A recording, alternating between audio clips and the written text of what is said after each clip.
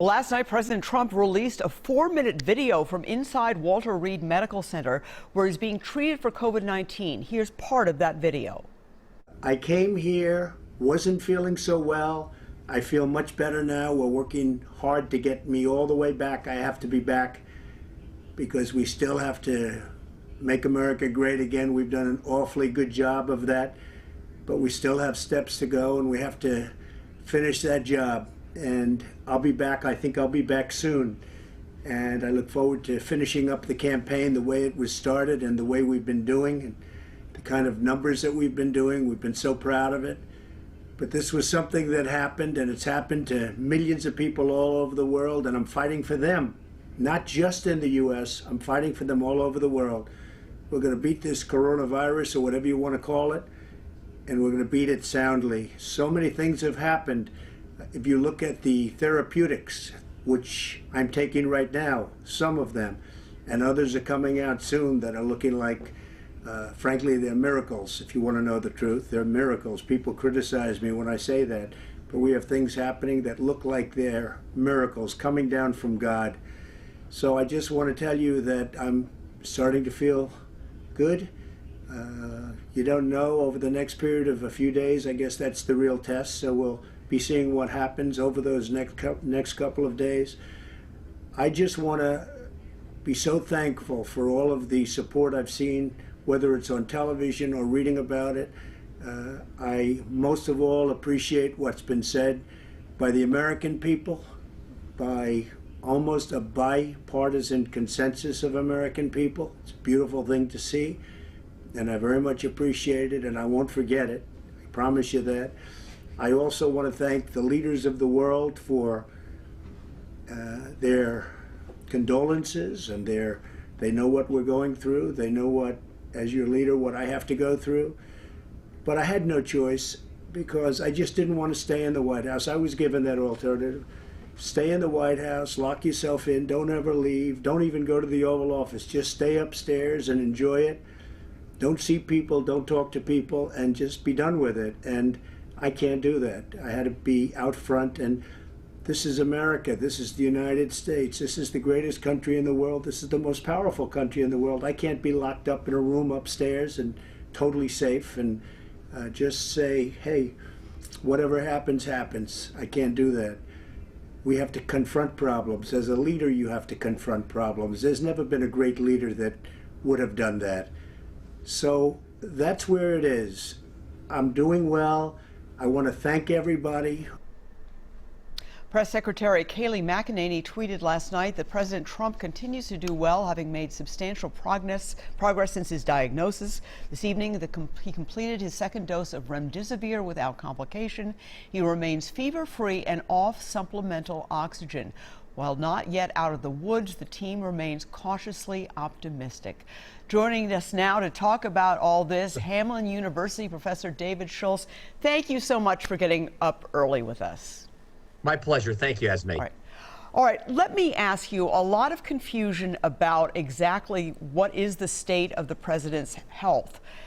Does he have to give us the details? Does the White House have to give us the details of his health? Yes, he does. I mean, in this situation here, the president's personal health is not a private matter. It's really of public concern for a variety of different reasons.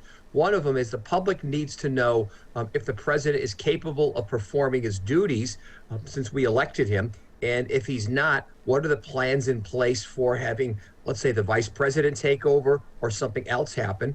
So in general, we need to know who's making the decisions for our country. And additionally, I think at this point, one can argue that the question about the state of his health really starts to reflect the question about, let's say, the judgment of the White House. And what I mean by that, if the primary duty of the White House is keep the president and the people safe, I think the public has a right to know how effective or how good they're doing in terms of that job. All right. COVID, obviously, very unpredictable illness. We've all reported on that. If, God forbid, the president does get worse, at what point does Mike Pence take control, and how does that work?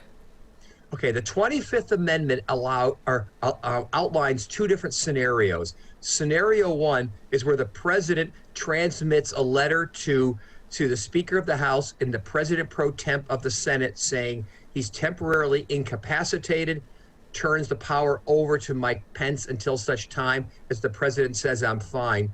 Second scenario is where, let us say, and again, we hope it doesn't happen, let's say the president is unconscious or really can't make a decision himself.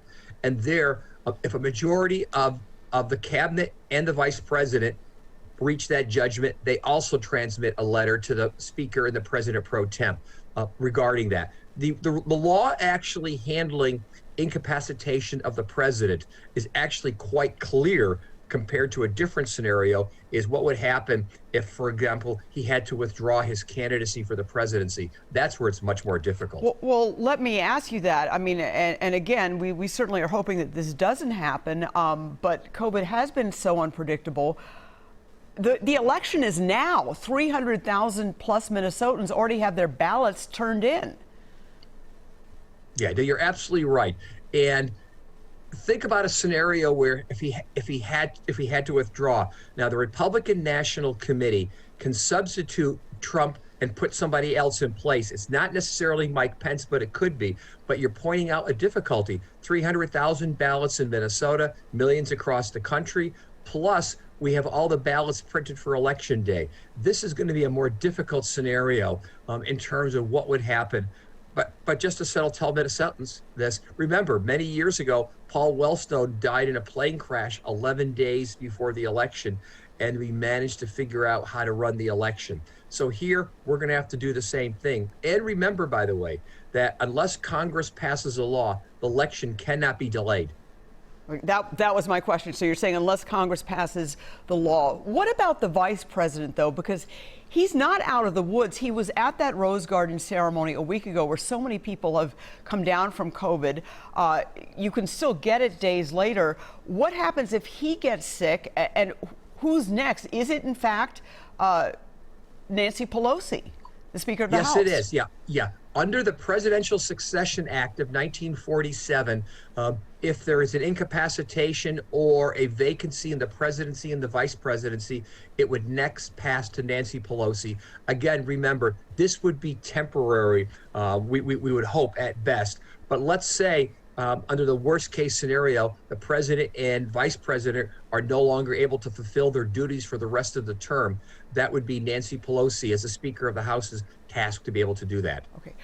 What do you think this does to the election? Are people going to rally around the president, or are people going to look at COVID and how skeptical he has been of COVID and turn against him? I mean, what does this do? Probably a little bit of both, but I think what it does especially is that the president wasn't polling well when it came to his handling of the coronavirus. Him being sick, I think at this point, absolutely makes it impossible for him to turn the topic away from the coronavirus. And two, he's been trying to make Joe Biden, Vice President Joe Biden, his health an issue.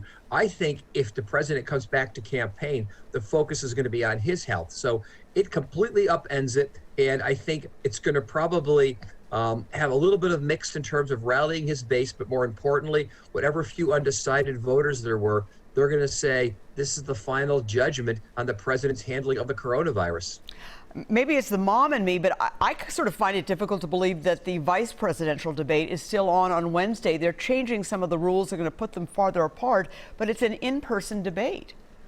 Yeah, I can't imagine, especially in light of the vice president having been in close contact with the president, they can do it in person. But having said that, this debate is going to be hugely important because we have to be honest here, two elderly presidential candidates, and the focus is going to clearly be intensely on the vice presidential candidates who could very well become presidents if their running mates were to pass away or become incapacitated. So the pressure is going to be on to do something, but it can't be in the format that we saw for the debate last week. David Schultz, always a pleasure. Thank you so much for your insight, and thanks for getting up on this Sunday morning. My pleasure. Thank you, Esme.